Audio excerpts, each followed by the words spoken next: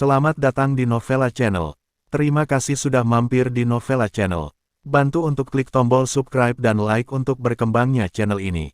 Dan jangan lupa untuk nyalakan loncengnya agar selalu mendapatkan notifikasi terbaru dari Novella Channel.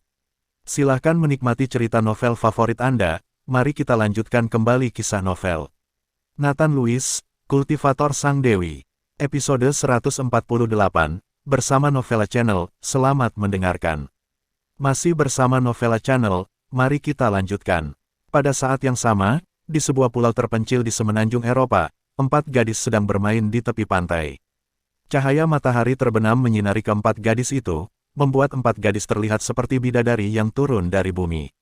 Saudari Ariana, ada banyak kerang di sini, dan kita bisa makan tambahan di malam hari. Aretha Rowe, lari perlahan, biarkan aku mengambilnya juga. Aku juga di sini. Keempat gadis itu berlari mengambil kerang. Keempat orang ini adalah Ariana Smith, Lyda Srio, Meyer dan Aretha Rowe.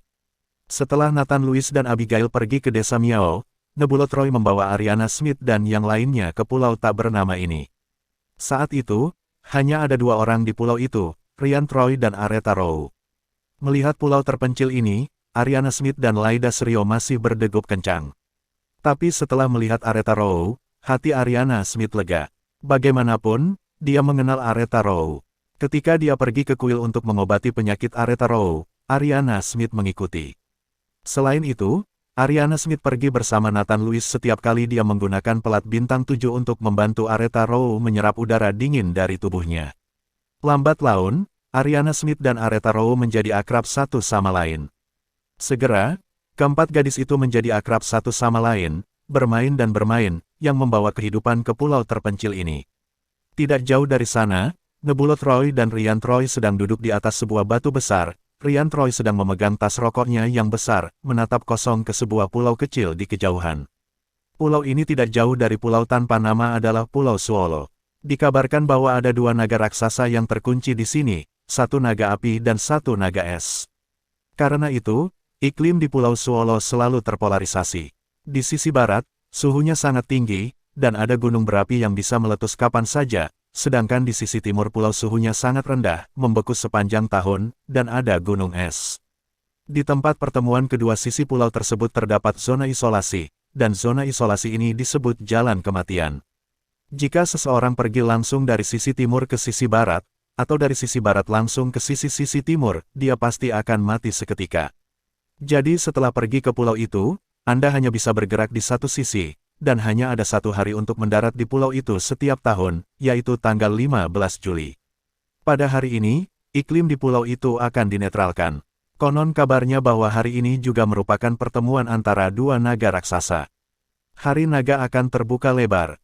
Dulu banyak orang yang ingin pergi ke pulau itu untuk bertemu dengan kedua naga raksasa tersebut, namun sayangnya mereka gagal. Selain keberadaan binatang buas di pulau tersebut, juga banyak anggota keluarga Troy yang menjaga pulau tersebut. Dikabarkan bahwa keluarga Troy menjaga naga pelayan. Hanya saja ini rumor, sudah lama sekali, tidak ada yang tahu apakah rumor itu benar atau tidak, tetapi pada tanggal 15 Juli banyak orang akan menyelinap ke pulau itu untuk mendapatkan beberapa sumber daya langka. Lagi pula, Pulau Swallow tidak ada seorang pun di pulau sepanjang tahun, apakah itu teratai salju berusia 1000 tahun, ginseng gunung 10.000 tahun, atau beberapa hewan langka dan eksotis, tidak terhitung jumlahnya. Tetua, jangan khawatir terlalu banyak, Tuan Muda telah memasuki periode bigu sekarang, jauh melebihi prediksi kita, seharusnya tidak ada masalah, kata Nebulot Roy kepada pemimpin tua itu.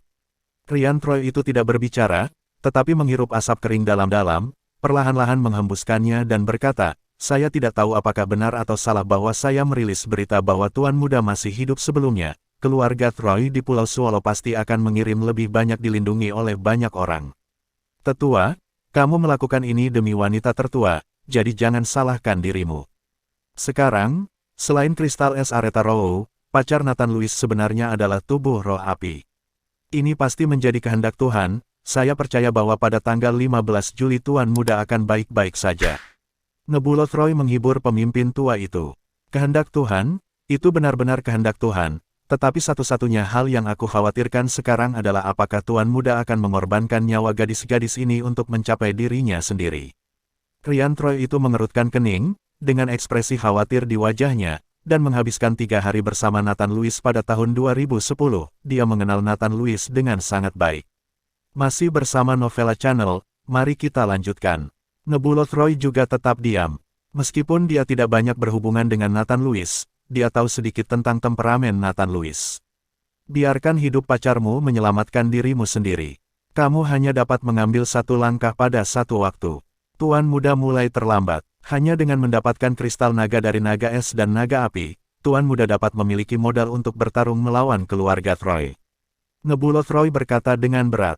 Rian Troy perlahan memandangi gadis-gadis yang sedang bermain-main, dan menghela nafas tak berdaya. Desa Miao, hari ini adalah hari yang sangat bahagia. Morgan Cavier dari Sekte Tianwu datang untuk menikahi Abigail. Banyak tim pernikahan dari Sekte Tianwu sudah tiba di gerbang Desa Miao sangat awal. Pada saat ini, Abigail berpakaian bagus di dalam ruangan, menatap Nathan Lewis di sampingnya dengan sedikit kebencian di matanya. Nathan Lewis, apa maksudmu? Apakah kamu berencana untuk benar-benar menikahkanku dengan Morgan Cavier itu? Meskipun hari ini adalah hari yang sangat menyenangkan baginya, tidak ada jejak kegembiraan di wajah Abigail. Dalam beberapa hari kontak, Abigail telah lama memberikan cinta sejatinya kepada Nathan Lewis. Meskipun dia tahu bahwa Nathan Lewis sudah punya pacar, Abigail tidak peduli. Bukankah aku sudah mengatakan sebelumnya, aku hanya melakukan gerakan saja.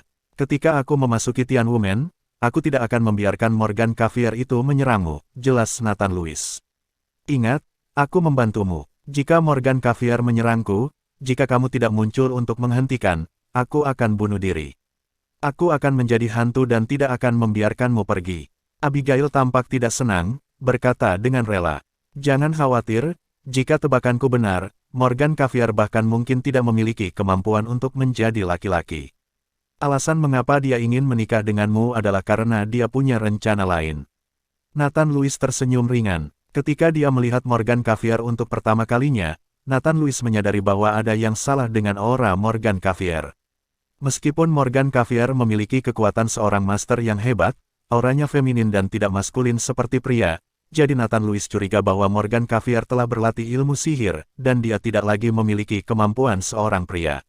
Dan alasan mengapa dia ingin menikahi Abigail adalah karena dia menyukai wanita alami Abigail, dan menyerap esensi tubuh Abigail dengan sihir untuk membantunya berkultivasi. Morgan Cavier ini pasti telah menyerap banyak wanita, yang sangat meningkatkan kekuatannya, tetapi juga membuat auranya lebih feminin. Abigail masih sedikit khawatir dan ingin mengatakan sesuatu saat Dalitu masuk. Nona Abigail, Morgan Cavier dari Sekte Tianwu telah tiba di gerbang dan sedang menunggu, kata Dalitu. Yah, aku akan segera keluar. Abigail mengangguk, dan setelah melihat ke arah Nathan Lewis lagi, dia menutupi jilbab merahnya dan berjalan keluar ruangan dengan dukungan Dalitu. Dalitu mengawal Abigail, dan puluhan anggota Desa Miao mengikuti di belakang. Nathan Lewis bercampur di antara anggota Desa Miao ini. Saat sampai di gerbang desa, Morgan Cavier sudah berpakaian merah dan menunggu di atas kuda tinggi. Melihat Abigail juga tampil dengan baju merah dan hijab merah, Morgan Cavier mengangkat sudut mulutnya, diam-diam senang. Tapi setelah melihat-lihat, Morgan Cavier tidak menemukan Raja Miao, jadi dia mengerutkan kening dan bertanya pada Dalitu, di mana Raja Miaomu? Dia telah membesarkan Nona Abigail selama 20 tahun, dan sekarang Nona Abigail akan menikah. Raja Miao tidak bisa tahan, dan menangis di kamarnya. Dalitu menjelaskan dengan tenang, aku tidak bisa melihat bahwa Raja Miao masih sangat temperamental. Morgan Cavier tersenyum, kedua keluarga kita sangat dekat, kita harus membiarkan Abigail sering kembali. Setelah Morgan Cavier selesai berbicara, segera setelah dia melambaikan tangannya, seseorang dari Sekte Tianwu membawa kursi tandu, dan membantu Abigail naik ke kursi tandu. Segera, tim penyambutan berangkat menuju Tianwumen, ditemani oleh Dalitu dan puluhan anggota Desa Miao sebagai keluarga kelahirannya. Terima kasih sudah mampir di Novella Channel. Bantu untuk klik tombol subscribe dan like-nya untuk berkembangnya channel ini.